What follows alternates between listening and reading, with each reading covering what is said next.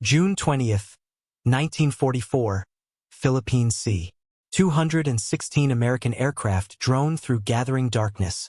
Fuel gauges dropping toward empty. Admiral Marc Mitscher commands Task Force 58 from USS Lexington. The target lies 275 miles behind them. Japanese Admiral Jisaburo Ozawa's mobile fleet burns and retreats. The mechanism is simple, the stakes absolute. Turn on the lights and risk submarine attack, or let American aircrews die in the Black Pacific. Lives hang in the balance of one decision. Vice Admiral Ozawa, commanding 9 Japanese aircraft carriers, believed he held the advantage. His aircraft could strike at 300 miles while American fighters reached only 200. 430 Japanese aircraft against 891 American. The plan was elegant. Launch from beyond American range, refuel at Guam, strike again, return to safety. But his flagship Taiho already rested on the ocean floor. USS Albacore's torpedo had triggered gasoline vapor explosions that tore through the ship. Only 500 men from a crew of 2,150 escaped alive. USS Kavala had sunk the carrier Shokaku with 3 torpedo hits. Ozawa now commanded from Zuikaku, his fleet bleeding from submarine attacks and the previous day's catastrophic air battles. The Great Marianas Turkey Shoot had revealed Japanese weaknesses. Hastily trained pilots flew into American fighters equipped with proximity fuses, radar fighter direction, and superior aircraft.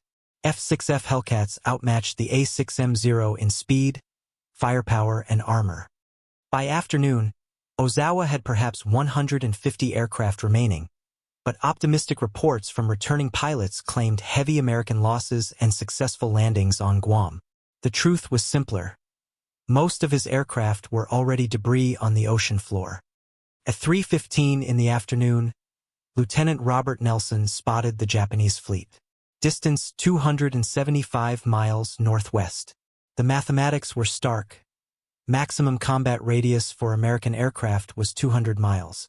This would be a maximum range strike against a retreating enemy with only 75 minutes to sunset. Mitscher made his decision at 4 o'clock precisely. Launch the strike. Every available aircraft. Accept the risks. 216 aircraft rose from 8 carriers. Essex-class carriers launched in coordinated waves while light carriers added their smaller air groups.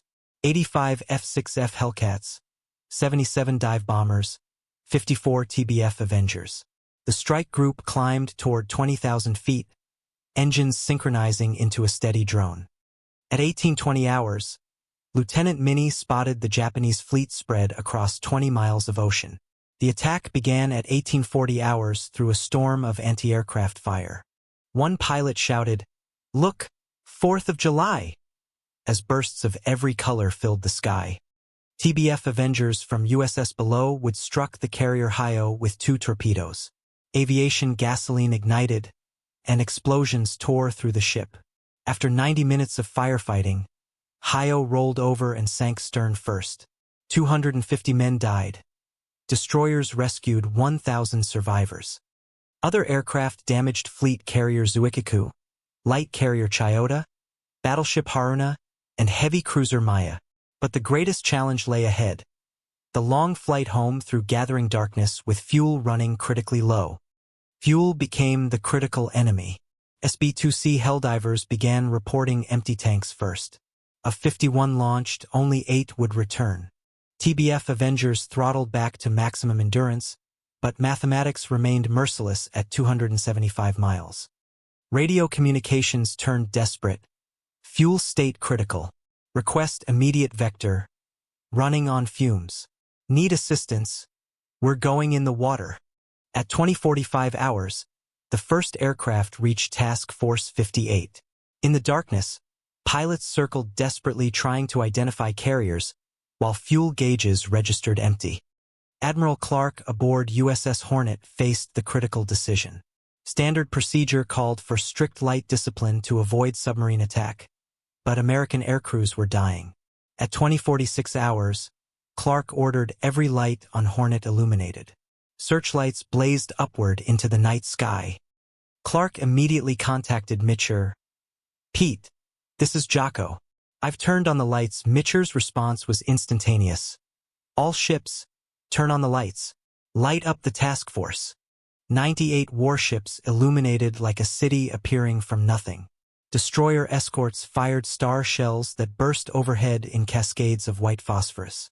One pilot described it as Mardi Gras in the middle of the Pacific Ocean. But fuel exhaustion claimed aircraft faster than rescue could arrive. 80 aircraft ditched or crashed attempting night landings. Destroyers raced toward crash sites, searchlights sweeping the water for survivors. 216 aircraft had launched. Only 115 returned to carrier decks. Pilots landed on any available flight deck. USS Hornet recovered aircraft from 6 different air groups. The normal organization dissolved in the emergency, only survival mattered. Throughout the night, destroyers conducted search and rescue operations across 50 square miles of ocean. Most aircrew were eventually saved, but 49 Americans would not return home. 16 pilots and 33 aircrew from squadrons across Task Force 58. Admiral Ozawa, aboard Zuikaku, assessed his catastrophic losses. From 430 aircraft that morning, 35 remained operational. The mobile fleet retreated toward Okinawa, leaving oil slicks marking the graves of 3 fleet carriers in water 2 miles deep. Japanese naval aviation had begun the war with the world's finest carrier pilots. Pearl Harbor, Coral Sea, and Midway had consumed these irreplaceable assets. Rapid training programs produced pilots with basic skills but no combat experience. The mobile fleet had ceased to exist as an offensive weapon. As dawn broke, the strategic balance in the Pacific had shifted decisively. American industrial capacity was producing new aircraft faster than they could be destroyed. Japanese shipyards struggled to replace 3 carriers lost in 2 days. The fall of Saipan would bring B-29 superfortresses within range of Japanese home islands. Admiral Mitscher's decision entered naval legend. The calculated risk of submarine attack against certain loss of aircrew would influence carrier operations for decades. Technical lessons led to redesigned fuel systems, standard drop tanks, and extended range capabilities. For Japan, the battle represented the death of naval aviation as an effective force. Admiral Ozawa's post-war account revealed the extent of Japanese miscalculation. "We expected our aircraft to land at Guam for refueling. American strikes had destroyed most airfields. Many aircraft crashed attempting to land on crater-filled runways. The broader implications extended beyond carrier aviation. American forces continued their advance against Saipan, Guam, and Tinian. Japanese garrison forces, cut off from naval support, fought desperate defensive actions. General Curtis LeMay's strategic bombing campaign would devastate Japanese cities using B-29s from Tinian Airfield. USS Hornet's war diary recorded the night's events in understated naval prose. 2046 hours. Illuminated ship to assist aircraft recovery. Weather conditions marginal. Recovered aircraft from multiple air groups. Several aircraft forced to ditch due to fuel exhaustion. The night of June 20th, 1944, marked a turning point in Pacific naval warfare. American carrier aviation had achieved unquestioned superiority. The road to Tokyo lay open, though 8 months of bitter fighting remained. In the darkness above the Philippine Sea, searchlights had illuminated the beginning of the end for Imperial Japan.